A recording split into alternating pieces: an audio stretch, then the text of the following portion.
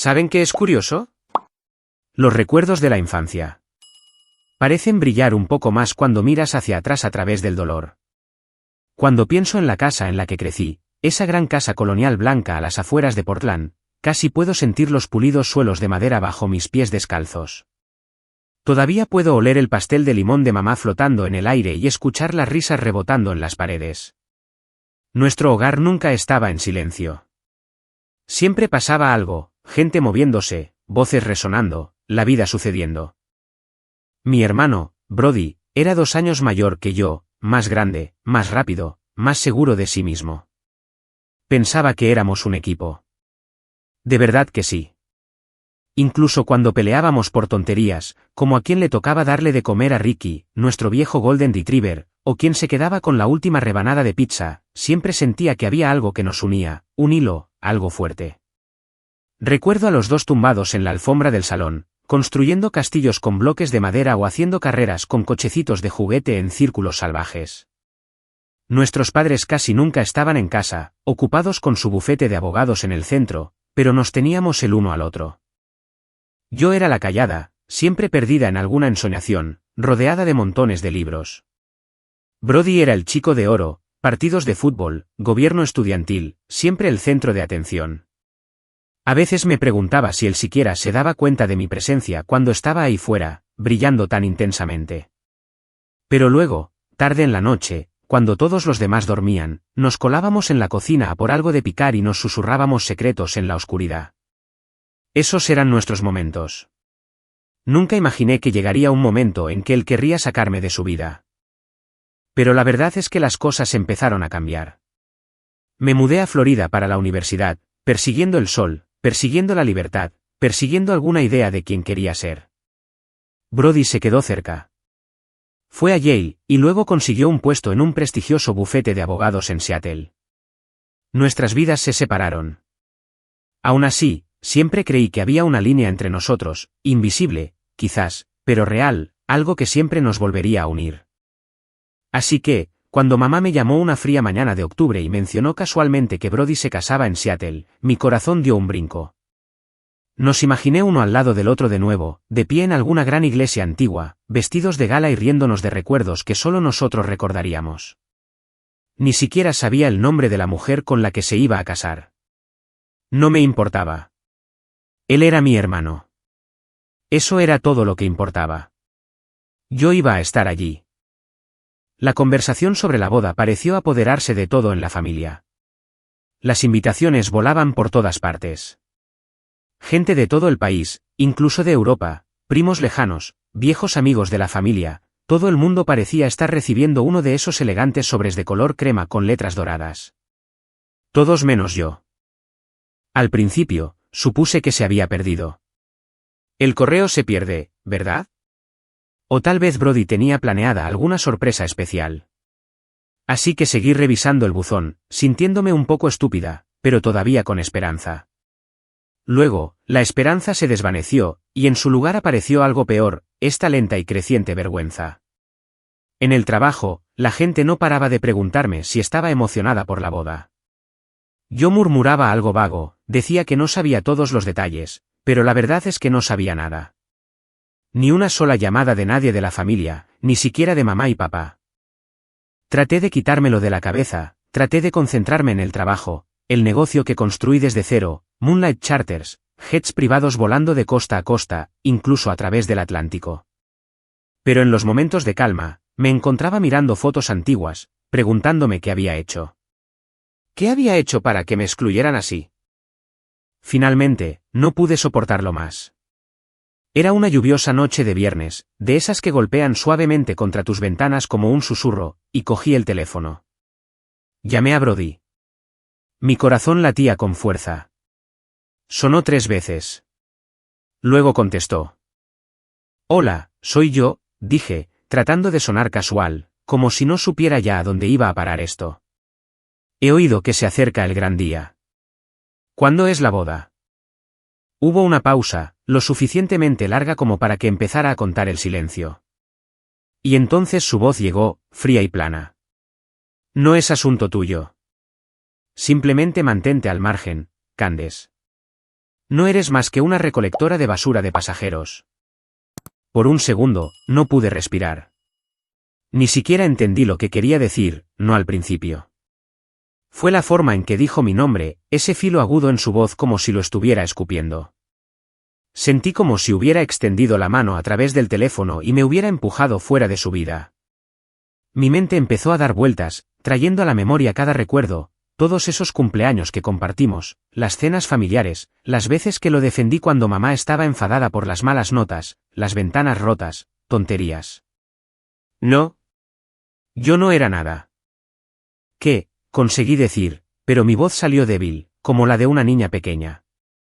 Ya me has oído, dijo él. Solo mantente alejada. Luego, colgó.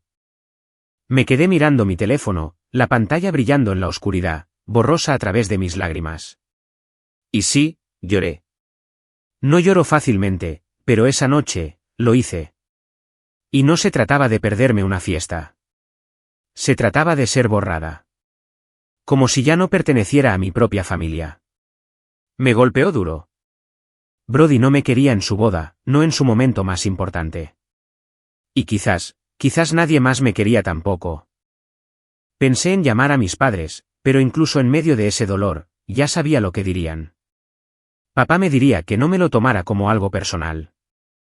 Mamá diría que probablemente era lo mejor. Me recordaría que había estado distante durante demasiado tiempo. Para ellos era más fácil si me quedaba aquí, la hermana en la costa lejana, la que siempre estaba volando a algún sitio, con la cabeza en las nubes, persiguiendo el cielo y el silencio. Esa noche, me senté en mi apartamento, sola con las luces de la ciudad de Miami parpadeando a través de la ventana.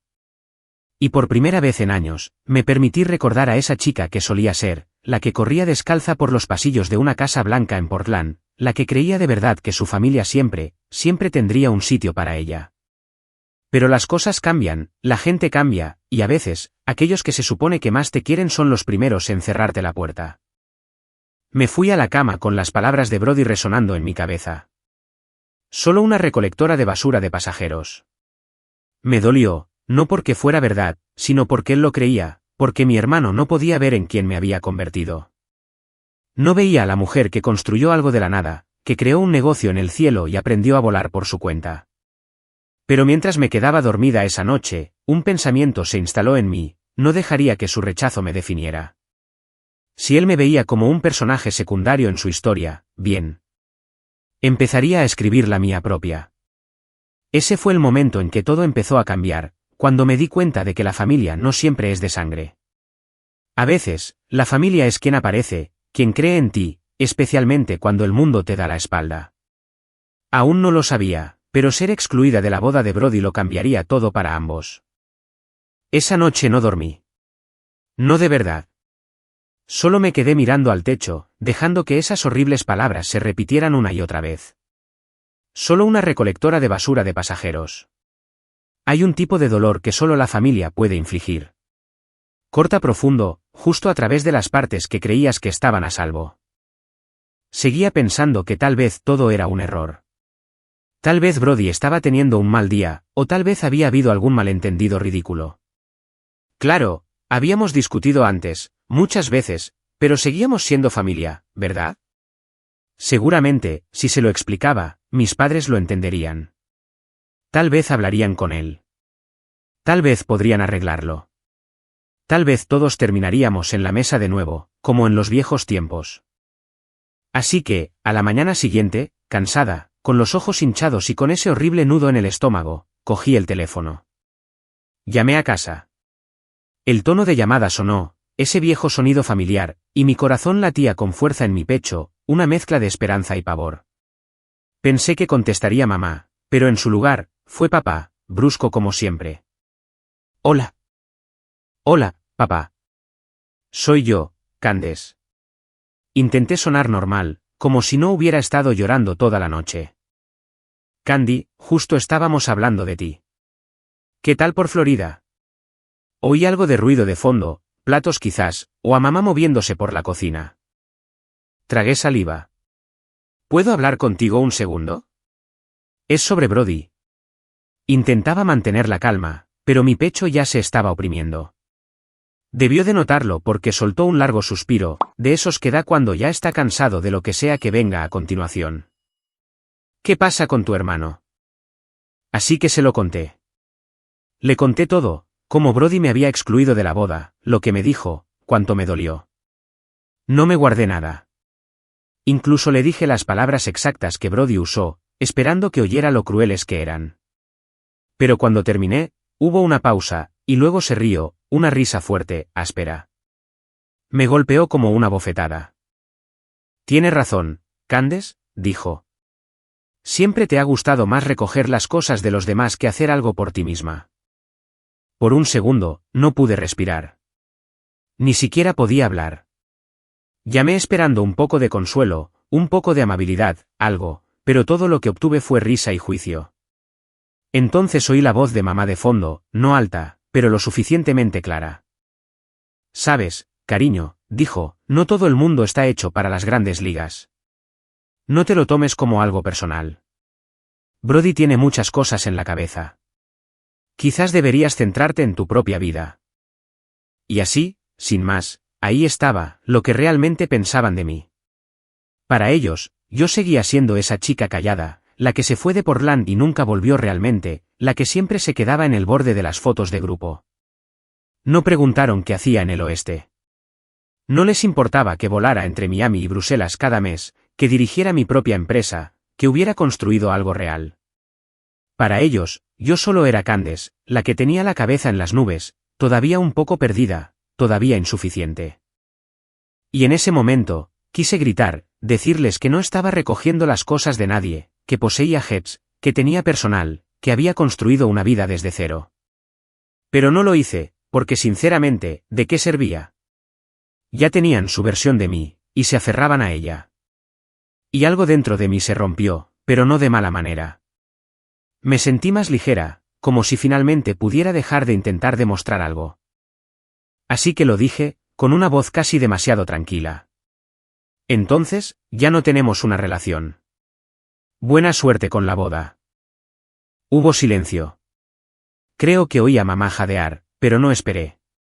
Terminé la llamada, dejé el teléfono sobre la mesa de la cocina.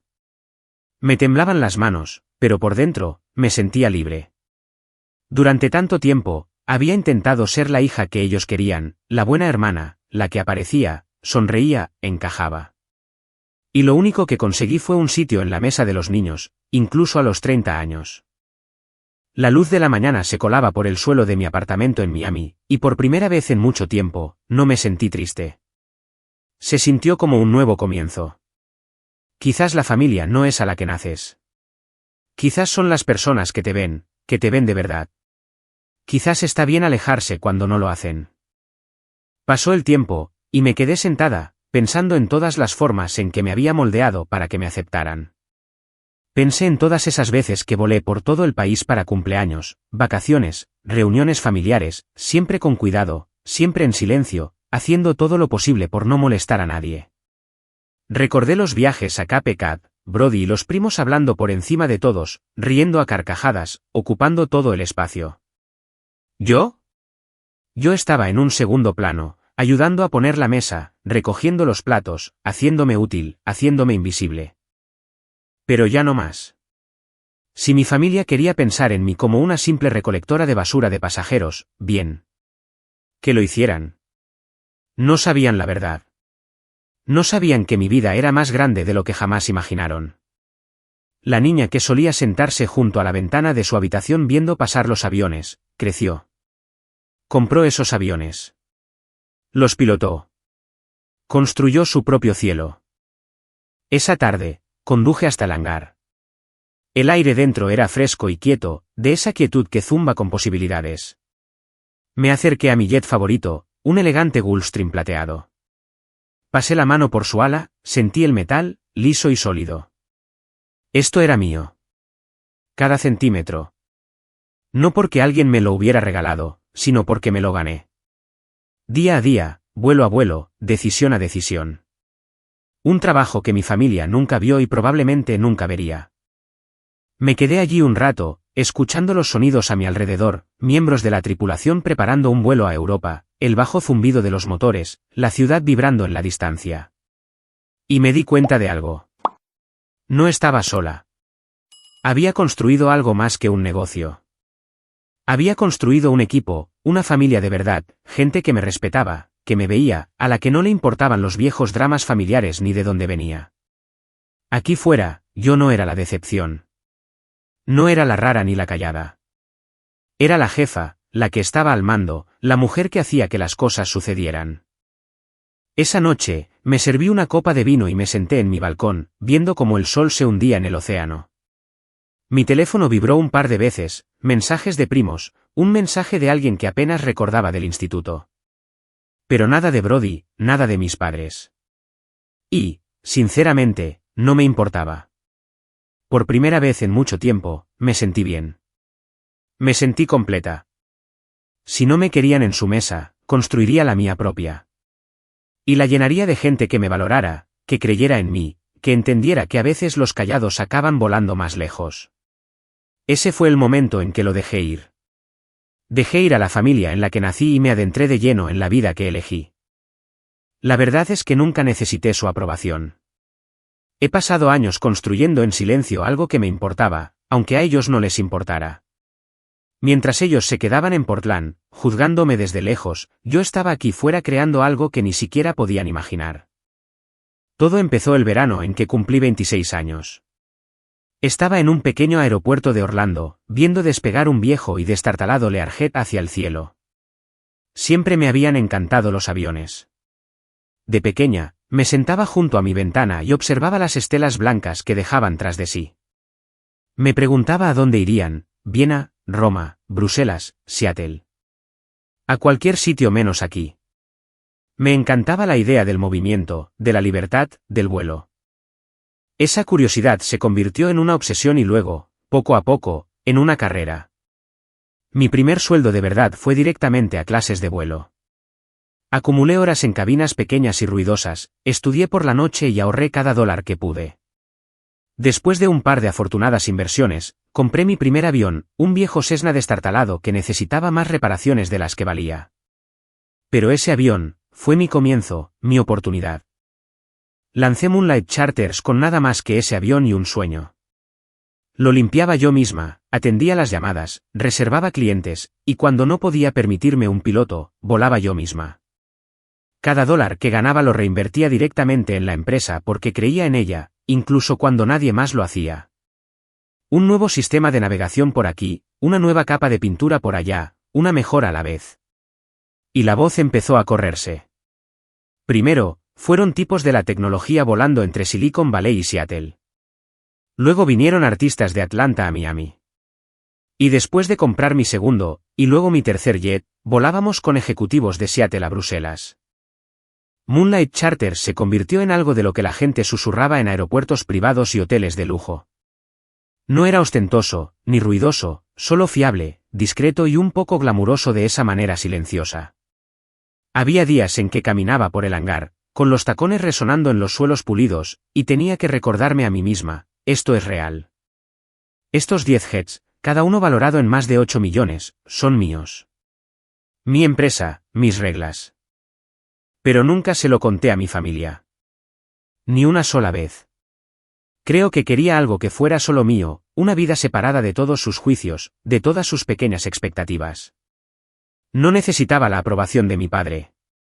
No necesitaba los elogios de mi madre. Y definitivamente no quería que Brody decidiera de repente que yo era su hermana exitosa. Así que me lo guardé para mí, lo protegí. Durante años, Moonlight fue mi mundo, privado, silencioso, mío. Lo que no esperaba era enamorarme. No en las pistas de aterrizaje ni durante las reuniones de la junta directiva.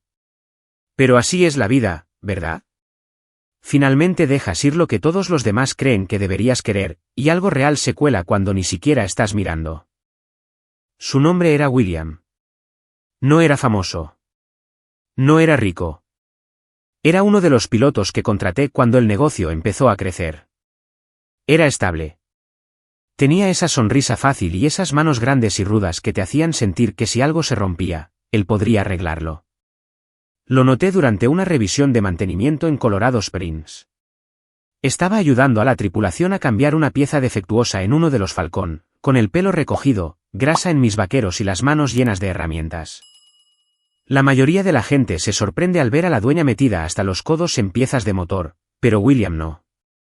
Simplemente me pasó la llave correcta y empezó a hablar de volar y de cómo las montañas a las afueras de su pueblo natal en Colorado le hicieron enamorarse del cielo. No sucedió rápido, pero en los meses siguientes, empezamos a hablar más, de todo, aviones, música, familia, el futuro. Le conté cosas que nunca le había contado a nadie, como siempre me había sentido invisible alrededor de mi propia familia, como empecé esta empresa solo para demostrar que podía. Y él escuchó. Escuchó de verdad. Sin juicios, solo apoyo silencioso. Luego, una noche, después de un largo día de registros de vuelo y papeleo, estábamos en el hangar, con las luces bajas, el lugar casi vacío. Y me besó. Se sintió natural, como finalmente tomar una respiración profunda después de haberla contenido durante demasiado tiempo. Mantuvimos las cosas simples. Sin grandes dramas, sin prisas. Con el tiempo, William se mudó conmigo, y la vida encontró un ritmo, vuelos a Europa y de vuelta, cenas en casa, paseos por Miami Beach, sueños compartidos entre despegues y aterrizajes. A él no le importaba el negocio. No le importaba cuántos jets tenía. Simplemente me amaba a mí. No a la marca, no al currículum. A Candace. Un año después, nos casamos. Sin titulares, sin focos, nada ostentoso, solo una ceremonia tranquila en Aspen, Colorado. Finales de primavera, aire fresco de montaña, la nieve todavía aferrada a las cumbres. Invitamos a unos pocos amigos cercanos, la mayoría de ellos pilotos o tripulación. Se celebró en una pequeña cabaña de madera. Llevé un vestido sencillo. William se veía bien en su traje, seguro, tranquilo, estable como siempre. Escribimos nuestros propios votos, prometimos ser honestos, ser pacientes y mantenernos siempre con los pies en la tierra, incluso cuando estuviéramos a 30,000 pies sobre el mundo. Había aprendido una cosa bastante rápido: la privacidad es difícil de mantener, especialmente en un negocio donde la gente habla. Alguien siempre habla con otra persona que habla con la prensa. De alguna manera, se corrió la voz. Tal vez fue un huésped de hotel entrometido o un fotógrafo que captó un atisbo de nuestra pequeña boda en las montañas rocosas. Tal vez fue solo el extraño atractivo de la historia, una misteriosa dueña de jets casándose lejos de Miami o Seattle. En cuestión de días, fotos mías y de William estaban en internet. Luego vinieron los registros, gente investigando Moonlight Charters. Y de repente, mi nombre estaba en todas partes. Revistas de papel cuché, incluso las secciones de negocios en Bruselas y Roma: millonaria secreta se casa en Aspen, la reina de los jets privados se casa con su piloto. Eso decían los titulares. Y sí, al principio, me sentí avergonzada. Había pasado años escondiéndome de los focos, volando bajo el radar en todos los sentidos. Ahora, yo era el centro de atención, cotilleos, especulaciones, preguntas de gente que nunca me había dedicado un segundo pensamiento. Querían saber cómo lo había hecho, cómo una chica callada de Portland había construido un imperio por todo lo alto. El teléfono no paraba de sonar: reporteros, antiguos compañeros de clase, incluso celebridades de repente interesadas en volar conmigo ahora que sabían quién era. Pero las llamadas que más me sorprendieron fueron las de mi familia. Primos que no me habían hablado en años querían ponerse al día. Mis padres dejaron mensajes de voz, incómodos, temblorosos, inseguros. Y Brody, mi hermano, el que una vez me dijo que me mantuviera al margen, el que me llamó recolectora de basura de pasajeros. Llamó una y otra vez. El primer mensaje fue rígido. Candace, vi las noticias. Llámame. Para el tercero, sonaba completamente diferente. Candy, por favor, hablemos. Lo siento. ¿Vale? Quiero oír tu historia. Luego vinieron los primos de Texas, las tías de Nevada, gente de la que no había sabido nada desde el instituto, parientes de Europa que apenas recordaba. Todos querían algo. Podemos visitarte en Miami. Puedo volar en uno de tus jets. ¿Por qué nunca nos lo contaste? Eres increíble, Candace. De la noche a la mañana, pasé de invisible a interesante, de olvidable a valiosa. Miré mi teléfono, la pantalla llena de notificaciones, y una extraña mezcla de ira y diversión me invadió. Una pequeña parte de mí todavía los quería, ese viejo y terco amor familiar, del tipo que es profundo incluso cuando duele. Pero todo lo que podía oír, todo lo que podía sentir, era el eco de la voz de mi hermano esa noche por teléfono. Y la forma en que mis padres solían mirarme, como si fuera pequeña, ordinaria. Ahora querían entrar. Ahora yo importaba. Y de repente, todo se sintió tan lejano. Los mensajes siguieron llegando, todo el día y hasta el siguiente. En un momento dado, simplemente dejé mi teléfono en la encimera de la cocina y lo vi iluminarse. 5 llamadas, 10, 20. Cada una un recordatorio de todos los años que pasé esperando que se fijaran en mí, esperando ser amada por quien era, no por lo que podía ofrecer. Ahora que tenía algo que querían, una historia, un avión, una llave a una vida que no podían imaginar, finalmente valía la pena. Yo era la niña de oro. William simplemente me observaba en silencio. No dijo una palabra a menos que yo le preguntara. No dio consejos. Hizo café, cocinó tortitas y tarareó una vieja canción de los Beatles como si fuera un domingo cualquiera. Y yo me quedé allí, de brazos cruzados, con el corazón latiendo con fuerza, dándome cuenta finalmente de algo. Por primera vez en mi vida, sentí que podía simplemente existir. No devolví la llamada a nadie. Ni a una sola persona. Y, sinceramente, no quería hacerlo porque sabía exactamente lo que pasaría si lo hacía. No preguntarían cómo me sentía. Preguntarían qué tenía. ¿Cómo construiste tu empresa? ¿Cuánto vale? ¿Por qué no nos lo dijiste? ¿Podemos ir a visitarte? ¿Puedes llevarnos a Roma? ¿Conoces a alguna celebridad? ¿Quieres invertir en mi nueva idea? No, gracias. Había pasado demasiados años dejando que otras personas dirigieran mi vida, dejando que sus opiniones moldearan quien creía que debía ser. Pero ya no más. Ahora tenía todo lo que necesitaba, un negocio que construí de la nada, un compañero que me veía a mí, no mi título, no mis ingresos, solo a mí, una familia elegida que apareció de verdad, gente que aplaudió cuando gané y me cogió la mano cuando no lo hice. Los que solían reírse de mí. No consiguieron un boleto para este viaje. Y en el momento en que me di cuenta de eso, plena y completamente, me dejó sin aliento porque entendí algo. No les debía nada. Ni mi dinero, ni mi historia, ni siquiera un mensaje de vuelta. Así que dejé que el teléfono sonara. Vi cómo se acumulaban las llamadas. Los mensajes de texto se hacían más largos, los mensajes de voz más emotivos. Oí la culpa en sus voces, el anhelo repentino. Y no contesté. En su lugar, pasé ese fin de semana con William. Caminamos por las colinas sobre la ciudad, hablamos de dónde podríamos viajar a continuación, qué nuevas rutas queríamos abrir, cómo podría ser un futuro que pudiéramos construir, quizás incluso con un hijo o dos algún día. El aire se sentía limpio. Mi pecho se sintió ligero por primera vez en mucho tiempo. El pasado no me arrastraba hacia atrás. Los asuntos familiares, los años de sentirme pequeña, de tratar de encajar en su imagen de quien debería ser, todo eso se sentía como la historia de otra persona. A veces me pregunto qué habría pasado si les hubiera devuelto la llamada. Quizás habría habido disculpas. Quizás no.